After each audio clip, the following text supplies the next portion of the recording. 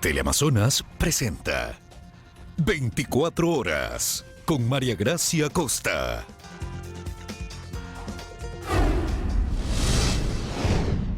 Aquí empezamos, amigos. Se ultiman los detalles para las ceremonias protocolarias que se realizarán este 24 de mayo, en las que participará el presidente Guillermo Lasso. Su agenda empezará a las 9 de la mañana en el Templo de la Patria. Belén Mrizalde nos tiene los detalles. Hola, Belén, muy buenas tardes. Por favor, cuéntanos. Hola, ¿qué tal en estudio, amigos televidentes? Muy buenas tardes. Así es, como ustedes ya lo mencionaban, se ultiman los detalles en todos los lugares en donde estará presente mañana el primer mandatario para la conmemoración de los 200 años de la batalla del Pichincha.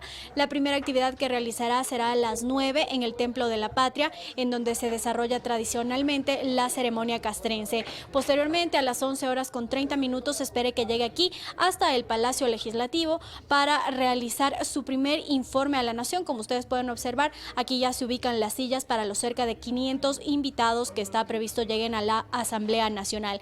Y por la tarde, en cambio, el primer mandatario se trasladará hacia la iglesia de la Catedral. Está previsto que a las 17 horas con 45 minutos llegue hasta el mausoleo del mariscal Antonio José de Sucre para colocar la tradicional ofrenda floral. Nosotros les hemos preparado un informe que recoge todos estos detalles. Veamos. Todo se pone a punto para conmemorar el bicentenario de la batalla del Pichincha. En el Templo de la Patria, hasta donde el presidente Guillermo Lasso llegará alrededor de las 9 de la mañana, se realizaban los últimos ensayos para la ceremonia castrense que conmemora la gesta heroica.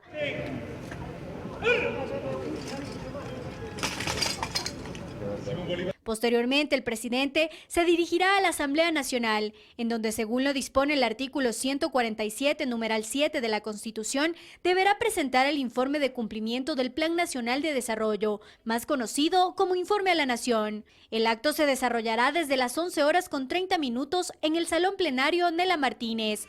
Arrancará con el discurso de la presidenta de la Asamblea, Guadalupe Llori, y posteriormente intervendrá el presidente Lasso. El salón hoy luce así. Allí ya se desalojaron los curules de los legisladores y se colocaron sillas para los invitados. En total se espera que lleguen cerca de 500 personas. Las puertas se abrirán desde las 7 de la mañana y los invitados ingresarán desde las 9 horas con 30 minutos. Los alrededores de la asamblea ya se encuentran vallados desde este lunes por seguridad. En la tarde, en cambio, el presidente se dirigirá hasta la iglesia de la Catedral, en donde se encuentra el mausoleo del mariscal Antonio José de Sucre. Allí se colocará una ofrenda floral. Durante las primeras horas de este lunes, en los exteriores de la iglesia se realizó una limpieza con hidrolavadora para dejar el lugar apto para recibir a los principales invitados. Recordarles también que ya desde este momento se encuentran vallados los alrededores de la Asamblea Nacional por seguridad. Esa es la información que tenemos a esta hora, pero ustedes continúan con más noticias desde estudios. Que tengan una buena tarde. También tú, Belén, muchísimas gracias. Y este martes el presidente de la República, Guillermo Lasso, cumple su primer año de gobierno. El portal web Primicias hizo una evaluación de lo bueno, lo malo y lo prometido de esta administración. ¿Jura usted por su honor? Mañana, 24 de mayo, Guillermo Lasso cumplirá un año como presidente de la República del Ecuador. Durante este tiempo, ¿cuáles han sido sus aciertos y sus fracasos? El portal web Primicias hizo una evaluación de lo bueno, lo malo y lo prometido de Lasso. Según Primicias, lo bueno, el plan de vacunación. En los primeros 100 días de gobierno se cumplió la promesa, vacunar a 9 millones de personas. Al 19 de mayo, 13,9 millones de personas cuentan con el esquema completo de 2 dosis. 14,5 millones de personas tienen una dosis. Más de 6 millones de personas ha recibido la primera dosis de refuerzo y más de 291.800 personas tienen el segundo refuerzo. El presidente Guillermo Lasso sostiene que gracias a la vacunación se reactivó la economía. Lo bueno, una economía ordenada. 5.000 millones de dólares están comprometidos a través de 220 contratos de inversión firmados durante este año de gobierno. Ecuador ha logrado además mantener su acuerdo con el Fondo Monetario Internacional por 6.500 millones de dólares. Lo bueno, la evacuación de centenares de ecuatorianos desde Ucrania. El gobierno logró el retorno de 657 ecuatorianos y 59 extranjeros que vivían en Ucrania una vez que inició la invasión rusa. El operativo, que duró 18 días, incluyó la obtención de pasaportes de emergencia, alojamiento, transporte y alimentación. Lo malo, crisis de inseguridad. En el primer cuatrimestre de 2022, los asesinatos equivalen al 90% del total registrado en 2020 y al 49% de los registrados en 2021. Según proyecciones de primicias, para finales de 2022, el número de homicidios podría bordear los 4.000 casos y una tasa de 22 muertes por cada 100.000 habitantes. Esa tasa sería una de las más altas de Latinoamérica, una de las regiones más peligrosas de todo el mundo. Lo malo, desabastecimiento de medicinas. Los reclamos de los pacientes de los hospitales públicos no cesan. El gobierno asegura que trabaja para solucionar el problema y sostiene que la actual situación de los hospitales es mejor que la del gobierno anterior. Lo cierto es que no hay medicinas, insumos, las cirugías están represadas, los equipos médicos no funcionan, no hay especialistas ni condiciones para atender a los enfermos. Lo malo, crisis de gobernabilidad. El gobierno que llegó democráticamente al poder no encuentra gobernabilidad un año después. En la Asamblea tiene las puertas cerradas y sin una bancada fuerte, las conversaciones con otros bloques no prosperan. Joana Ramos, 24 horas.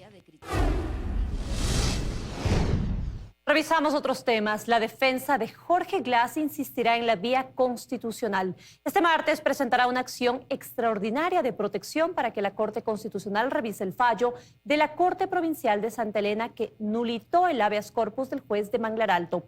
Hacemos contacto a esta hora con Freddy Paredes para que nos dé todos los detalles. Freddy, muy buenas tardes, adelante.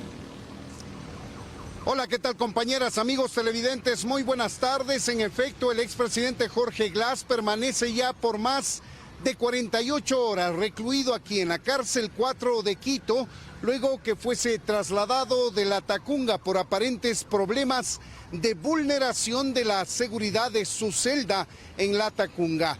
Ahora su defensa buscará insistir por la vía constitucional la libertad del ex vicepresidente. Tenemos un informe. Mientras Jorge Glass volvió a la cárcel, sus abogados insistirán en la vía constitucional para conseguir su libertad. Esta vez acudiendo a la Corte Constitucional, pues no están de acuerdo con la sentencia de la Corte Provincial de Santa Elena que nulitó el habeas corpus. Nosotros vamos a presentar la acción extraordinaria de protección ante la Corte Constitucional. La finalidad es que en derecho corresponde la revisión que harán los jueces de la Corte Constitucional es para dejar sin efecto la sentencia de los jueces de la Corte Provincial de Santa Elena y ratificar la sentencia del juez constitucional de Manglar Alto, el juez Moscoso. Y mientras esperan el pronunciamiento de la Corte Constitucional sobre la acción extraordinaria de protección, se prepararán para la audiencia de habeas corpus que tendrá que cumplirse ahora en Quito, no en la Tacunga, dicen, puesto que Glass fue trasladado a la cárcel 4 de Quito. La defensa técnica lo que va a hacer el día de mañana, solicitar al señor jueces que remitan el expediente es a sorteos de esta ciudad de Quito para que se radique la competencia y proseguir con el tema del recurso de fondo que es del habeas corpus para que se establezca efectivamente el grave estado de salud del ex vicepresidente Jorge Glass. Sin embargo, para los abogados penalistas que siguen el tema desde afuera, la vía constitucional no permitirá la salida de la cárcel de Jorge Glass, puesto que él está cumpliendo una sentencia y las condiciones de inseguridad y de salud no se resuelven solo enviándolo a casa. No se olvide que en la audiencia anterior, los abogados de la contraparte del Estado, ¿no es cierto? Es decir, el SNAI, el Ministerio de Gobierno, dijeron que no se oponían a las pretensiones planteadas por la defensa del señor Glass. En este caso ya lo van a hacer, se van a oponer y va a ser muy fácil demostrar que no se cumplen los presupuestos para que él se beneficie del habeas corpus por la vía que él lo presentó. Pero lo cierto es que por la vía del habeas corpus, yo veo que es muy improbable que él tenga un resultado exitoso. Para este abogado, la opción que tiene Glass es apelar al Código de Ejecución de Penas, conseguir la unificación de las sentencias y con ello aplicar la prelibertad, de acuerdo con el Código Penal que se aplica para el caso de Glass. Es que con el Código Penal se podía salir con prelibertad al cumplir el 40% de la pena. En el COIP es al cumplir el 60% de la pena. Entonces, ¿cuál es la regla aplicable al señor Glass? La absorción y el 40% de la pena. Por lo tanto, sería el 40% de 8 años, me parece que está cumplido ya al menos hace un año. Lo cierto es que mientras las acciones se enderezan en derecho, Jorge Glass seguirá pagando su sentencia, una de 6 años por asociación ilícita en el caso Odebrecht y otra de 8 años por el delito de cohecho en el caso Sobornos. Y se espera la decisión final del delito de peculado en el caso Singue. En Quito, Freddy Paredes, 24 horas. Así las cosas, este martes, que será el primer día hábil de esta semana, la defensa técnica de Jorge Glass interpondrá una acción extraordinaria de protección ante la Corte Constitucional para apelar la decisión de la Corte Provincial de Justicia de Santa Elena y paralelamente oficiará para que llegue el pedido de habeas corpus a la sala de sorteos de Quito y no de la Tacunga, pues aquí se encuentra ahora Jorge Glass. Es nuestro informe a esta hora. Compañeras, sigan ustedes en los estudios. Amigos, muy buenas tardes. Muy buenas tardes, Freddy. Muchas gracias por la información. Fuego cruzado entre Corte Nacional de Justicia y Consejo de la Judicatura. Tras la suspensión en sus funciones, Iván Saquicela ha presentado una acción de protección en contra de la sanción impuesta. Mientras esto ocurre, el Consejo de la Judicatura ha iniciado una investigación a los jueces que en rueda de prensa respaldaron a Saquicela.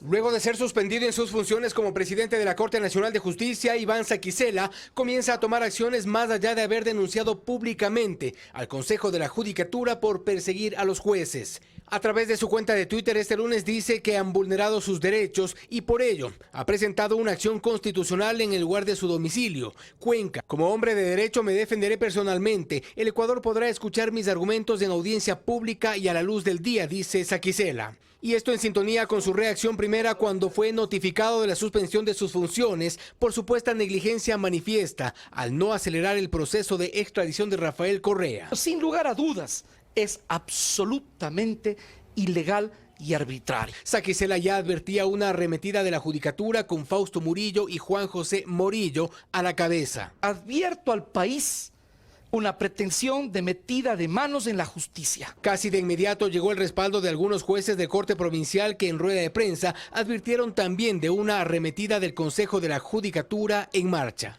Vamos a hacer conocer finalmente a organismos internacionales correspondientes los graves acontecimientos que están sucediendo y que inmiscuirse en la administración de justicia para degradarnos, para desprestigiarnos, para sus vendetas personales o de grupo. Y lo que se veía venir llegó. El Consejo de la Judicatura abrió un segundo capítulo de amenazas y sanciones a jueces, esta vez en contra de quienes participaron en la rueda de prensa por no estar en sus lugares de trabajo. El protagonista de esta historia es Iván Saquicela, quien antes de ser sancionado cuestionó que se tenga fiscales provinciales encargados por más de 4 años, déficit de 500 fiscales en el país, notarios prorrogados en funciones, precarización laboral en la función judicial por falta de concurso y la falta de despacho del Consejo de Participación Ciudadana y Control Social sobre la terna enviada para completar el Consejo de la Judicatura, lo que para Saquicela supone una nueva metida de mano a la justicia.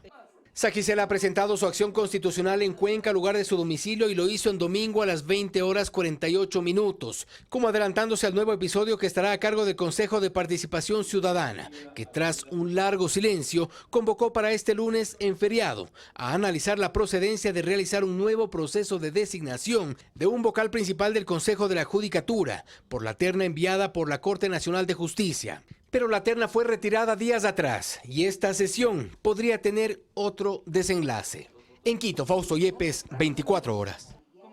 Ecuador se enfrenta a una nueva inestabilidad jurídica, pues la memoria histórica recuerda otros casos similares donde quedó entredicho la independencia de este poder del Estado. La Corte de Febres Cordero, la Pichicorte, la metida de mano en la justicia del correísmo son solo algunos ejemplos. Diana Monroy nos lo recuerda.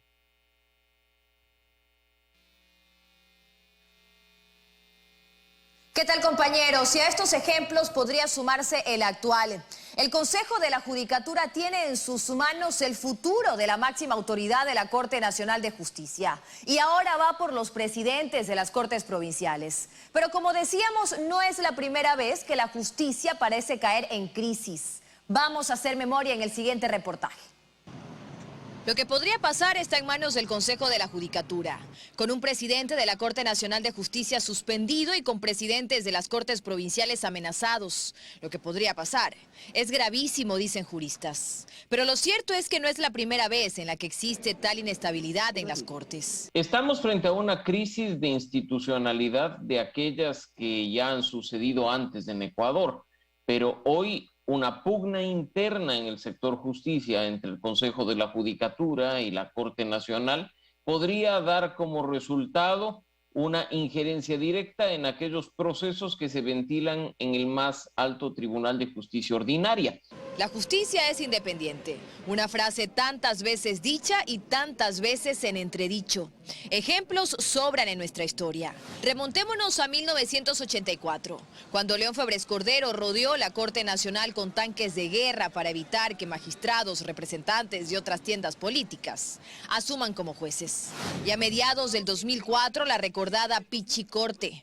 En diciembre de ese año, el PRE, PRIAN y Sociedad Patriótica cesaron a la Corte Suprema y nombraron una nueva. Los jueces de la nueva Corte devolvieron favores al poder. Luego llegó lo que muchos llamaron como la metida de mano a la justicia, al acusar al correísmo de dominarla. Aparece el Consejo de la Judicatura y designa jueces bajo concursos cuestionados por Contraloría. La Judicatura de Yalc realizó la renovación de jueces en 2014 y 2017. La historia se repite con distintos actores, con algunos bemoles, pero detrás la intención de controlar las decisiones de jueces y autoridades. Y ahora, el futuro del máximo órgano de administración de justicia ordinaria del país, nuevamente en manos de una entidad, el Consejo de la Judicatura. Quien hoy preside el Consejo de la Judicatura ha regresado y está ahí gracias a una gestión del gobierno nacional de Guillermo Lasso, pues fue su ministro de Trabajo quien lo restituyó en el cargo. Coincidencialmente, la suspensión y la persecución al presidente de la Corte Nacional de Justicia viene después de declaraciones bastante airadas y furiosas del presidente de la República. Definitivamente circunstancias distintas con actores distintos, pero siempre en el centro del conflicto está la justicia y su cuestionada independencia. Ya el tiempo dirá cómo se cierra el episodio actual. Ustedes continúan con más. Muchas gracias, Dayana. La Contraloría examinó el plan de gobierno del expresidente Lenín Moreno y determinó que se incumplió con más de la mitad de lo ofrecido. La entidad encontró que el 35% de las metas planteadas por ese gobierno son imposibles de cuantificar. La auditoría fue realizada al Plan Nacional de Desarrollo 2017-2021, es decir, el plan de gobierno del expresidente Lenín Moreno. Propuesta que tenía 3 ejes: derechos, economía y sociedad. Se habían planteado 149 metas específicas, pero de ellas solo 88 tenían valores y proyecciones anuales cuantificables. La diferencia, 61 en total, simplemente no se pueden medir. Pero esta es apenas una de las novedades. Según la Contraloría, la evaluación se hizo comparando las metas de cumplimiento entre 2017 y 2019, pues las cifras del último año, sostiene la entidad, nunca fueron entregadas y los informes no existen. En el periodo analizado se cumplió apenas el 42% de los objetivos. Entre los hallazgos de la Contraloría consta que la Secretaría de Planificación no realizó seguimiento del cumplimiento de las metas, ni siquiera existió una metodología para hacerlo. No se emitieron alertas sobre las entidades que no estaban cumpliendo con sus indicadores. 25 metas del plan permanecieron incumplidas, sin que ninguna autoridad tome medidas correctivas.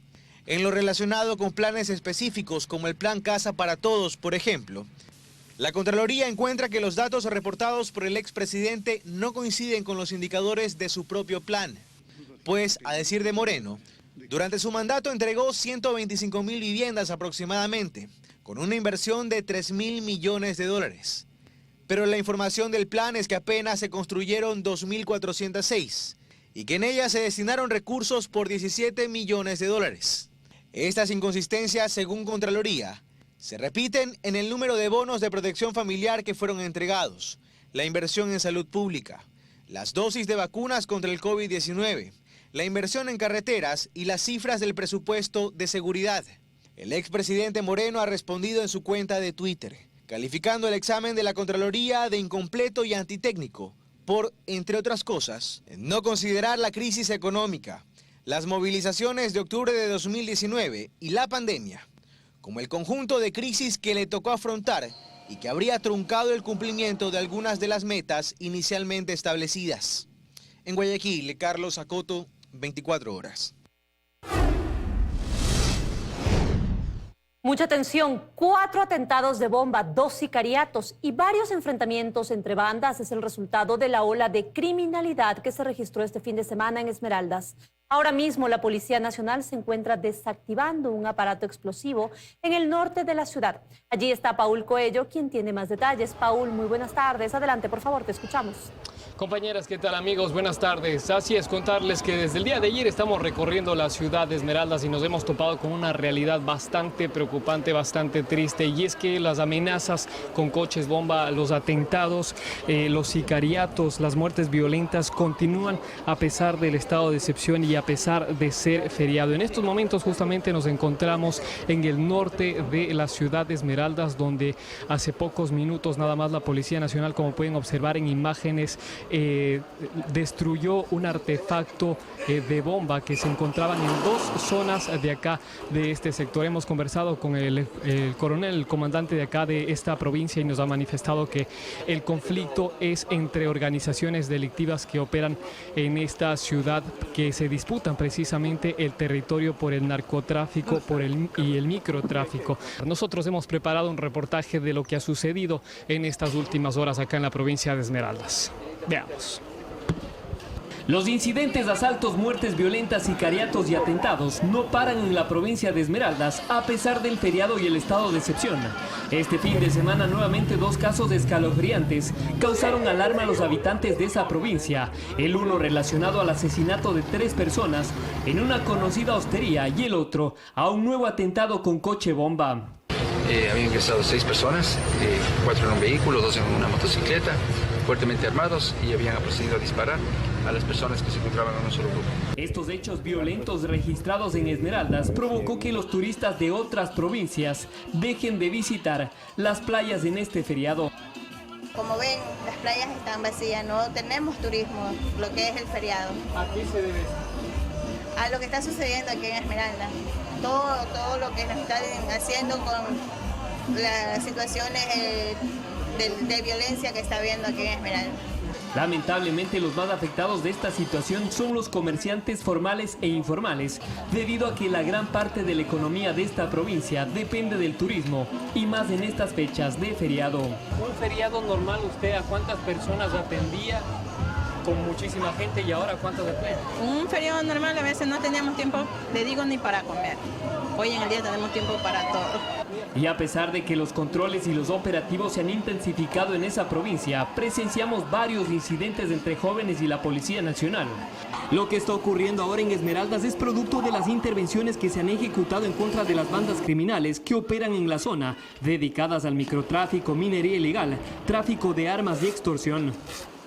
Son situaciones que la Policía Nacional lo estamos haciendo todos los días, y no nos cansaremos de meter a los delincuentes a la cárcel. También necesitamos la colaboración del sistema judicial. Tenemos más de 120 delincuentes que han entrado y por las mismas han salido. Entonces también estamos en contra de eso.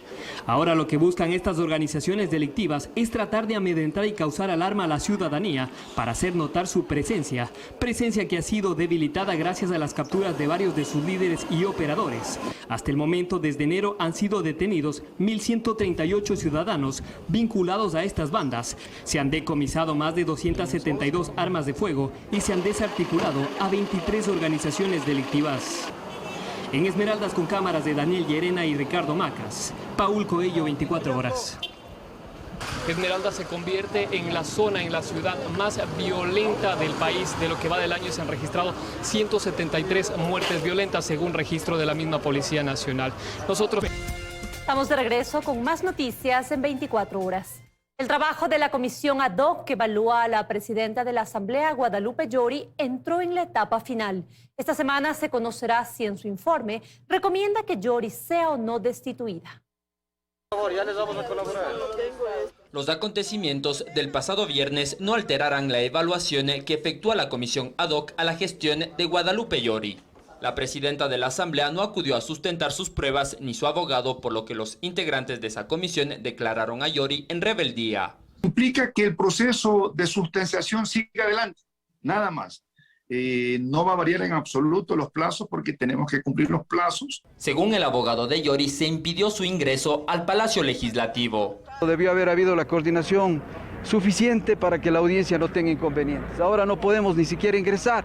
Pero Zapata señala que en ningún momento la comisión puso trabas para que Yori se defienda de las acusaciones en su contra. El abogado no es que fue impedido de hacerlo, simplemente no quiso. El trabajo de la comisión multipartidista de esta forma entró en la etapa final. Está previsto que el próximo miércoles se convoque una nueva reunión para analizar el borrador del informe y luego aprobar su contenido, que podría ser recomendar la destitución de Yori. Así es, entre el miércoles y jueves estaríamos ya dentro del cronograma que fue elaborado previamente y dentro también del plazo que nos dio el Pleno de la Asamblea Nacional, que fueron de 35 días. Luego la comisión presentará el documento a la presidencia de la Asamblea para que sea la propia Yori quien convoque a sesión de pleno del Legislativo y se defina su futuro. El plazo en este caso es de 5 días. La presidenta Yori está en la obligación de cumplir el artículo 166 de la Ley Orgánica de la Función Legislativa, que obliga a que en los siguientes días de haber presentado este informe final, deba convocar ya a sesión del Pleno de la Asamblea. Para que ese informe sea aprobado por el Pleno se requiere una mayoría absoluta, es decir, 70 votos. Alberto Luna, 24 horas. El gobierno y el sector privado están contentos con los resultados del viaje a Israel debido a las expectativas concretas que tienen para mejorar el ecosistema de emprendimiento en el país. Durante varios días vimos a la delegación ecuatoriana recorrer el entorno de emprendimiento e innovación en la capital mundial de las startups, Israel. Y de ese viaje no solo quedaron las imágenes, así lo explica el secretario técnico de asociaciones público-privadas. Hubo una apertura muy positiva desde el presidente Herzog, el primer ministro, los ministerios que pudimos acceso para poder colaborar en los 3 ejes que se priorizaron. El tema de seguridad, principalmente, el tema de comercio e inversiones y el tema de emprendedorismo e innovación. Uno de los principales proyectos que ya será encaminado gracias a los vínculos hechos en Israel tiene que ver con energía e iniciará en Galápagos. Aprovechando el calor de volcanes, que el Ecuador ya tiene estudios previos respecto a ese potencial, pero no se ha logrado capturar todavía un proyecto que pueda implementarse.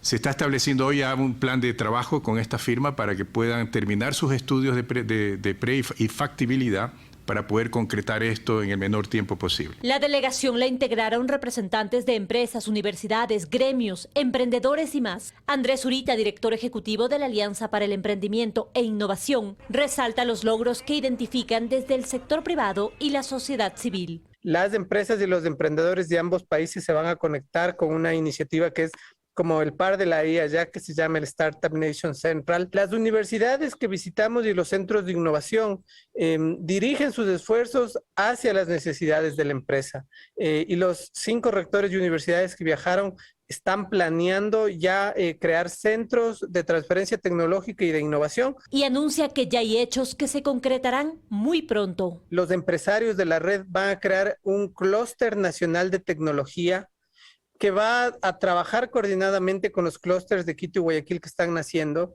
Esto está siendo liderado por la ministra de Telecomunicaciones, Viana Maíno. Están claros que uno de los principales puntos será la aplicación tecnológica informática y de telecomunicaciones para la innovación. Que a través de la información se pueda aprovechar mejor la interacción que hay entre la infraestructura y las personas. Hoy las asociaciones públicas privadas de la última generación están más orientadas hacia el beneficio de la gente. Ahora corresponde al gobierno convertir los acuerdos e intenciones en planes de acción y resultados en proyectos concretos. En Quito, María Gracia Acosta, 24 horas. A menos de 10 meses de las elecciones seccionales del 2023, son más de 268 los partidos y movimientos que podrán participar y cerca de 12 aún están en proceso de inscripción, para lo cual requieren validar sus firmas. El CNE aprobó entregar el registro electoral actualizado. El tablero electoral toma forma a medida que conocemos qué organizaciones políticas pueden participar el 5 de febrero. El consejero José Cabrera explica cuántas están aprobadas y en proceso. Total, aproximadamente hay 268 organizaciones políticas ya calificadas que podrían participar en este proceso electoral del 5 de febrero del 2023. Tenemos en carpeta todavía que se están verificando aproximadamente 12 organizaciones. Sin embargo, ya hay quejas por parte de quienes al parecer no lograrían cumplir con los requisitos y señalan al Consejo. El Consejo Nacional Electoral boicotea. Presentamos las firmas, un poco más de 250,000 firmas en el Consejo Nacional Electoral. Y cuando comienzan la verificación de las firmas, nos encontramos ya con sorpresas. Todas las organizaciones políticas el mismo procedimiento, sin ver de qué organización política es, simplemente que cumplan los requisitos para calificar como organización política a nivel nacional. Se necesitan 196,487 firmas. Es decir, entre firmas que no son válidas y otras que están ya en organizaciones políticas inscritas, las firmas no les alcanzarían. Según el calendario electoral, hasta este lunes tienen que dar respuesta a las organizaciones políticas que aspiran a obtener su personería jurídica. Pero además, también este lunes se cumple otro plazo. Tenemos dentro del calendario electoral hasta hoy, 23 de mayo, entrega del registro electoral a las organizaciones políticas y publicación de reclamos, que ese es el tema del padrón electoral. Es por esto que el Pleno decidió aprobar la entrega a las organizaciones políticas que lo soliciten. Mi voto es a favor de autorizar la entrega del registro electoral actualizado hasta el 14 de mayo del 2022 a las organizaciones políticas. Que dicho registro sea puesto en conocimiento de la ciudadanía a través del portal web oficial del Consejo Nacional Electoral. El 22 de julio será la aprobación y publicación del registro electoral depurado y actualizado. En Quito, María Gracia Acosta, 24 horas.